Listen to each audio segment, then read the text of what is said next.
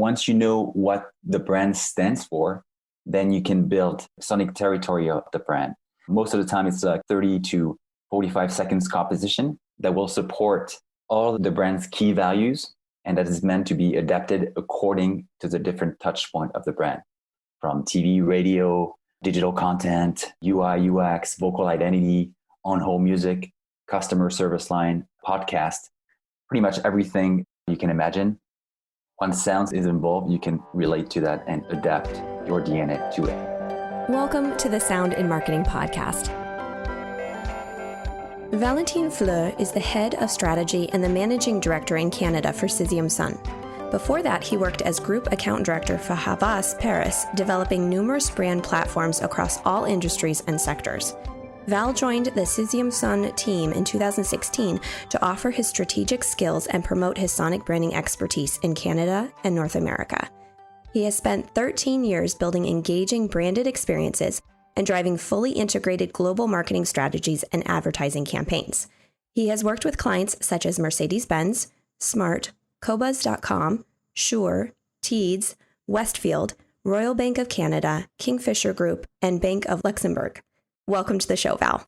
Hey, how are you? Thank you for having me. Could you introduce your company, Sixième, and what they do?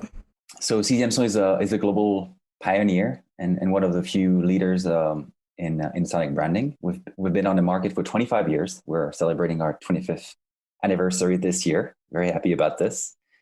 We are basically serving our clients around the world. We're based in the US, we're based in Spain, we're in Russia, Australia, and also in France. Yeah, over the past 25 years, we created more than 400 sonic brands from banking, retail, sports, and pharmaceutical companies, automotive. We're a team of 40 brand experts. We don't consider ourselves music expert. We consider ourselves brand expert. I insist on that. And like I would say, any branding agency, our goal is to add clarity, it's to add impact and bring value to brands. The only difference is that we leverage a sense that goes beyond sight because we use the power of sound, music, and voice. We're not a music house. We don't do jingles. And we're not too much interested about licensing the latest Dua Lipa track or whatever beautiful track that's out there. We mostly focus on brands. And can you kind of explain, the word that's circulating now is a sonic DNA of sorts. How can you explain what a sonic DNA is as opposed to licensing a music track or having a jingle even? Basically, our aspiration is about creating a distinctive and engaging sonic environment for brands. To do that, you have to have a clear understanding of what the brand is, what the brand is in the now. So what are its challenges, its aspiration, and where it wants to go. Also know what's its legacy, what's its history, find out, what it's still alive today. Once you answer those questions, once you know what the brand stands for, then you can build what you just said, what we call the sonic DNA. And basically, the sonic DNA is that expression. It's that sonic territory of the brand. It's most of the time, it's like a 30 to 45 seconds composition that will support all the brand's key values, and that is meant to be adapted according to the different touch point of the brand, from TV, radio, digital content, UI, UX, vocal identity, on-home music, customer service line, podcast, pretty much everything you can imagine. Once sounds is involved, you can relate to that and adapt your DNA to it. And I would imagine in this day and age where there's more and more outlets for your sonic branding to actually come forth. Now we've got not just the internet, but we have so many different platforms. Podcasting is huge.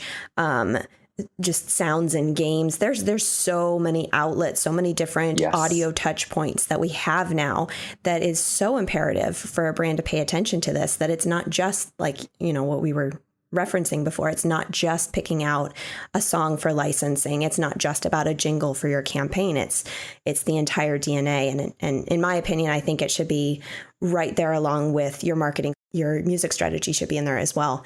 And speaking of smaller touch points, one thing that I've been focusing on is headphones and earbuds, and the fact that people are on the move and they're listening to things constantly. The sound that they're hearing is not just a sound adapted for a broadcast TV ad or even just a TV in general. Now you have this very sensitive representations, very sensitive experiences that people are having with sound. Yes. How would you go about seeing or hearing that sound differently than for a larger capacity sound? We're the fortunate clients of a headphones and earbuds manufacturer. But before I talk to you about what we do, most of the time, we bump into all kinds of different brands. Sometimes they have like a sonic approach and they have a sonic logo and they want to refresh it. Sometimes they have nothing and you have to start from scratch and zero. And sometimes, and like in this particular case, this company knows a lot about music, knows about sonic. They partner with musicians and composers. So basically, they wanted us to create a UX, a user experience that was not only meaningful, but also functional at the same time. So basically, we had to trigger engagement and build up a very unique vocabulary for them in less than a second. I mean, one action had to be less than a second. It's not like it's pretty new to us at all. Everything that we mostly do is, adapted from the DNA. The good thing about the DNA is you can find your proper texture, the texture that makes your sound so unique and recognizable. But here, they didn't want to talk about music. They didn't want to hear about music. They didn't want to have this melodic approach to sound. They wanted to, once again, a very functional approach to sound. So we had to come up with a non-musical approach. And that's when texture comes into play.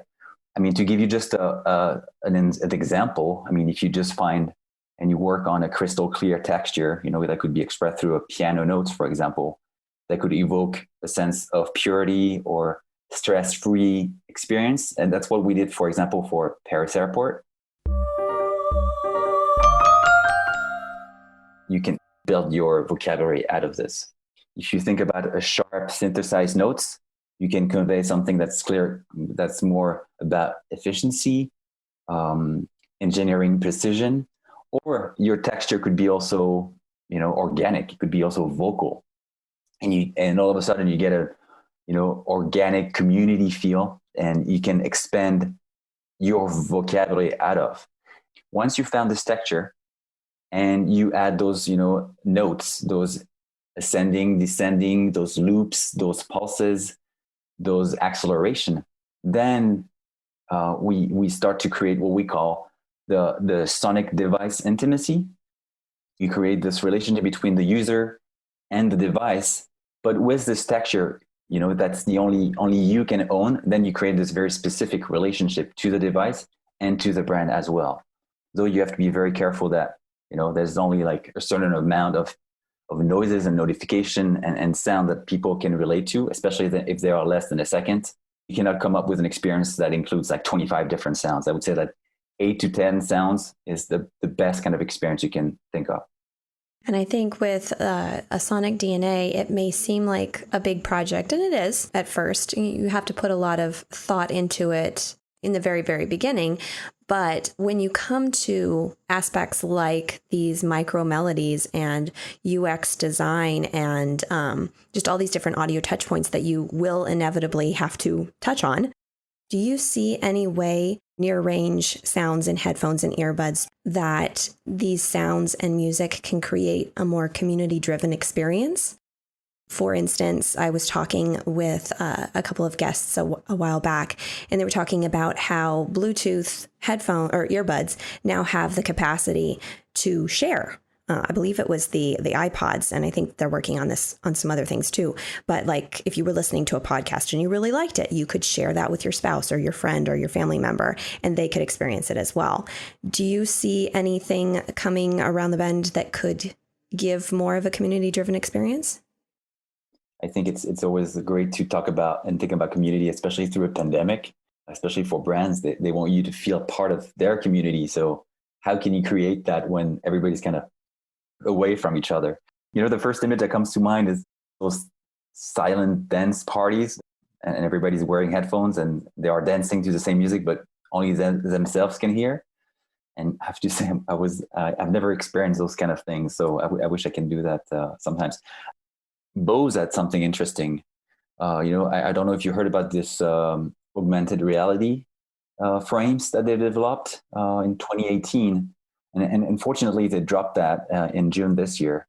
But I thought this concept had great potential because basically they were partnering with different apps providers such as Yelp and TripAdvisor, and according to your localization, you could they would push you a certain amount of content and ratings and information. And I thought I was really looking forward towards where this was going. I think the tourism industry could definitely benefit of that. I'm a huge podcast fan, and sometimes I wish I could be pushed some content instantly in real time. A couple of years ago, I was thinking about developing a. It's funny you mentioned Bluetooth, like a geolocalized Bluetooth feed system. So basically, you're in Venice Beach, and you pick up the city of Los Angeles Bluetooth feed, and according to your localization, it would automatically push you music if you're next to the music, the best playlist when you're standing by the skate park, or tourist information because you're maybe standing in front of George Floyd mural and you want to know what it's all about, who drew it, why it was drawn there, et cetera, et cetera. Or you're just at the bus stop and you're like, okay, you have the feed telling you, well, you were waiting and the 25 is coming in 5 minutes. I think that could be interesting. And also something I've been discussing with a couple clients in the tourism industry and airline companies. It's funny how you arrive at the airport and when you look at your phone, you start picking up the Wi-Fi signal. I think it'd be interesting to create an app where the brand pushes you a whole experience from when you arrive at the airport until you get to your seat in the plane through Bluetooth as well. They push you music, information. They have art of all types within the airport as well. So according to your localization, they could push you this very immersive experience. I think people want to feel special, and also they want to share maybe the same experience at the same time. So you have to find common grounds in between the two things. And that's why I think a Bluetooth feed could be something interesting to explore, especially in the tourism industry. I love that. I do believe I've been doing a little research about that as well. And I think that the tourism industry definitely has an opportunity for this, especially when you're walking around. I was thinking recently about, going back to the 90s and you're walking around with your Discman. Yeah. and you're having an experience. You're controlling the music because you've got your CD in there. But you're having this experience and you're walking around. And if your environment plays into what you're listening to, yes. If they coincide together, that experience, maybe it's just because I'm a composer, I don't know, but that experience becomes magical. You just have this moment. And I feel like a lot of times when you can, when you can draw into your environment and what you're listening to, that you remember that, and you'll remember that sometimes for the rest of your life. I have specific songs that I know exactly where I was when that song really touched me and what was going on. Sometimes I can even smell what was around me, depending on how strong it is. I totally relate to that. I really feel like that sort of experience using environment and the capacity or the capability now that we can be anywhere listening to anything. I think it's such a strong possibility, a strong opportunity. And you engage on as you said, an emotional level. It's funny you mentioned, how music triggers that. Definitely increases the feel that you get at one moment. I was watching on YouTube somebody that was listening to one of my favorite albums from Radiohead called OK Computer, and the feeling of seeing him react to the tracks that I liked felt really great. And I could relate to his emotions. I wish I could experience them for the first time. But yeah, if you could all play the same, also hear the same playlist at the same time in the same moment, you could share this kind of impression with a broader community. And I think that's pretty first fascinating and also super powerful for brands. So yeah, it's definitely something we could explore. Not to go too far into this, but your experience, walking down the street, listening to music and having an experience with your environment is going to be different than mine. And that's okay. But if it's positive, if you've drawn into that experience, it's still individualized, but it is community driven, and it's something that you can talk about. My husband and I were actually working on a documentary short series about craft beer. And one of the things that they talk about, the company that we interview, is that people will come in and they're all different ages, all different ethnicities, all different backgrounds, socioeconomical, everything's different. But they come down and they sit down and they come together over a craft beer. And the conversation that might start is, when did you have your first craft beer? What was it? What was your experience? And they can bond over this thing that they agree on. And the beautiful thing about it was they said that these people that you would never think that would become friends are not only talking in these breweries and these tap rooms, but they're coming in together the next week. So, if you can draw together a common understanding like sound and music, you could bring together a global community. Like, I'm getting goosebumps thinking about it, because I really, truly feel that there is a huge power if used intentionally on this. So, I mean, that's exactly what we do. Like another word for sonic DNA is we call it the bonding agent. It's musical ingredients, but they are meant to not only represent your brand and and define your sonic ecosystem, but also bring your core assets together. So you bring all the people, all your consumers, all your clients, all your travelers together as well. And that's what music allows you to do. Audio touchpoints are not only increasing, but they are becoming smaller and smaller pockets of expression. If you have a sonic territory understanding and a sonic DNA in place, you can then start building your sonic device intimacy. For more of the Sound and Marketing Podcast, don't forget to follow, subscribe, and share. You can find us on iTunes, Spotify, Google Play, iHeartRadio, Pandora, and Stitcher.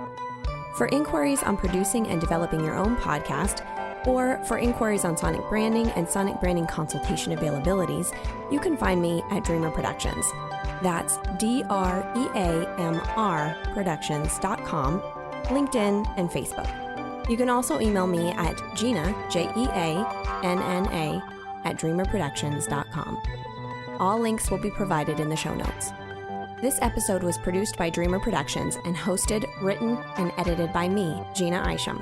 Let's make this world of sound more intriguing, more unique, and more on brand.